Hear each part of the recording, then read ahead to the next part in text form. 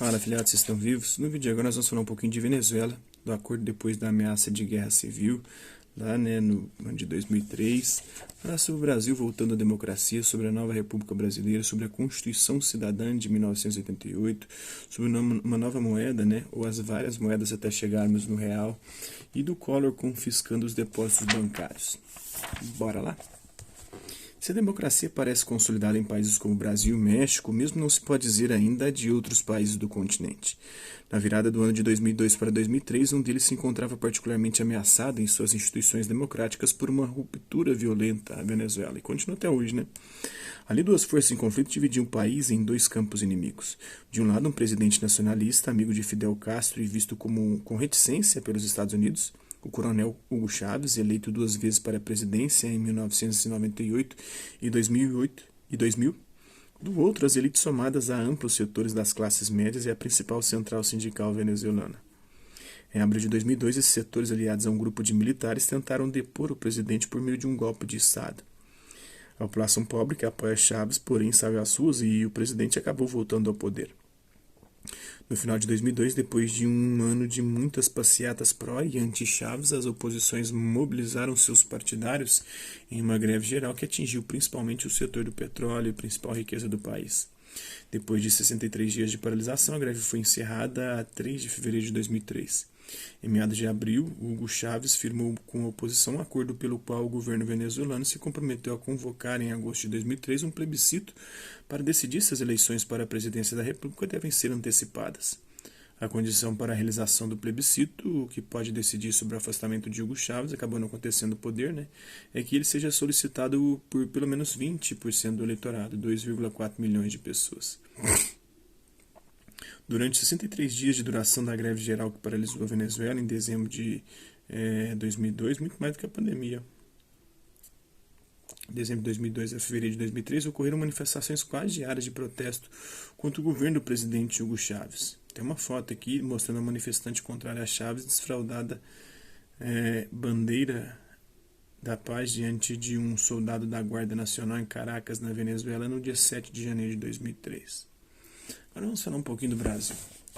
Da nova república que pôs fim a 21 anos de ditadura militar, começou de forma trágica. Eleito pelo Colégio Eleitoral, Tancredo Neves adoeceu antes da posse, falecendo no dia 21 de abril de 1985. Dessa forma, quem assumiu a presidência da República em 15 de março foi o vice José Sarney.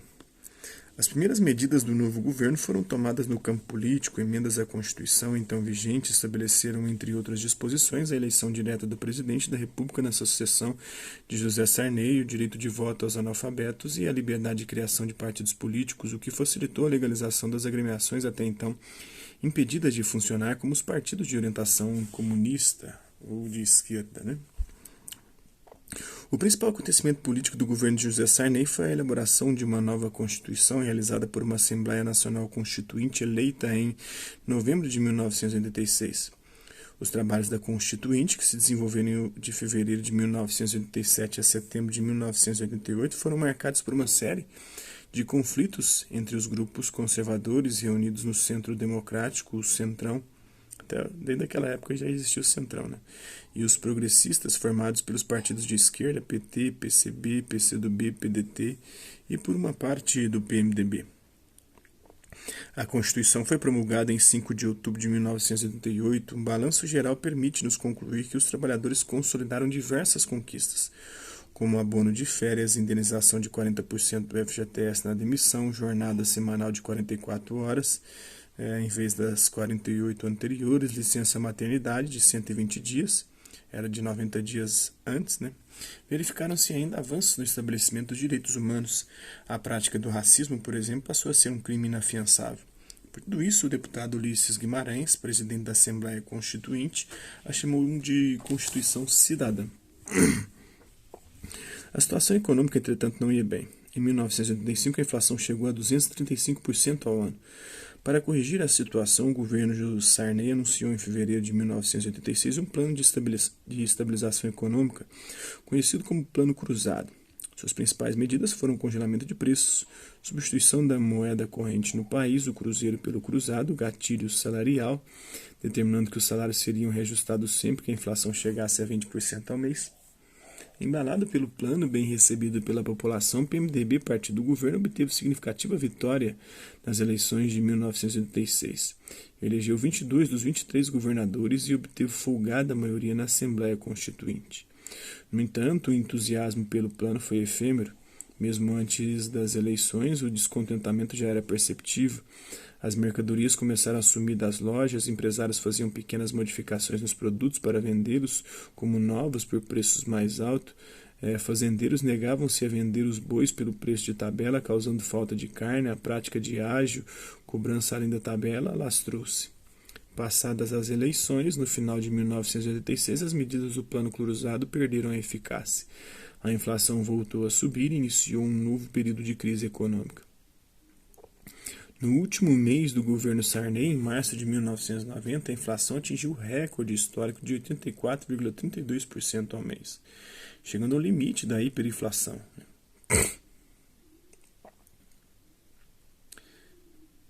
Recorde histórico no mês, né? Com um índice acumulado de 4.853,90% nos 12 meses anteriores, 4.000% num ano, hein? Mais de quase 5.000% num ano a inflação. Como resultado, a credibilidade do governo desceu praticamente a zero. Nas eleições de 1989, todos os candidatos procuraram marcar sua diferença em relação ao governo de Sarney. Em 1989, depois de 29 anos, os brasileiros voltaram às urnas para eleger o presidente do país. O pleito mobilizou a população. Para o segundo turno ficaram Fernando Collor de Mello e Luiz Inácio Lula da Silva. Collor era candidato pelo recém-criado e pouco expressivo Partido da Reconstrução Nacional, PRN, com o apoio de outros pequenos partidos. Baseou sua campanha no fato de ser jovem, 40 anos, e em seu distanciamento dos políticos tradicionais, que dizia combater apesar de contar com o apoio de muitos deles. Em sua independência em relação aos grandes grupos econômicos, cujo apoio fazia questão de recusar, apesar de terem sido eles os financiadores de sua campanha, em suas promessas de governar para os descamisados e os pés descalços. Lula era candidato da Frente Brasil Popular, até hoje existe, né, a Frente Brasil Popular contra o fascismo do Bolsonaro, uma aliança de esquerda liderada pelo Partido dos Trabalhadores, o PT. Também jovem, 44 anos, ex-operário e líder sindical, propunha-se a promover o crescimento do mercado interno juntamente com a elevação do padrão de vida das camadas populares e a dar prioridade às políticas sociais do Estado, educação, saúde, moradia e seguridade social, e a enfrentar a hiperinflação sem causar recessão. A proposta de Collor foi vitoriosa e recebeu 35 milhões de votos contra 31 milhões dados à de Lula. No dia seguinte à posse, o presidente anunciou o Plano Collor com o objetivo de acabar com a inflação. Era um plano ousado, com medidas de grande impacto. A mais polêmica foi o bloqueio por 18 meses das contas correntes e de poupança. Ao lado disso, Collor congelou preços e salários e extinguiu o cruzado, trazendo de volta o cruzeiro. As medidas provocaram profunda diminuição na atividade econômica, sobretudo industrial. A recessão aumentou o desemprego e os salários perderam grande parte de seu valor. No primeiro semestre de 92, a inflação voltou a subir e girava em torno de 23% ao mês. E essa crise levou ao impeachment do Collor, né? Sempre uma crise econômica precede o problema, porque todos os políticos estão envolvidos com crimes de responsabilidade, né? Sempre. Mas uma crise econômica pode levá-los à bancarrota. Levou ele, levou a Dilma, e agora essa crise econômica, vamos ver se vai levar o Bolsonaro a se lascar, a se fuder. Então é isso aí, espero que vocês tenham gostado do vídeo. Quem curtiu, dá um like, não curtiu, dá um dislike. Hasta la vista, babies. Até a próxima.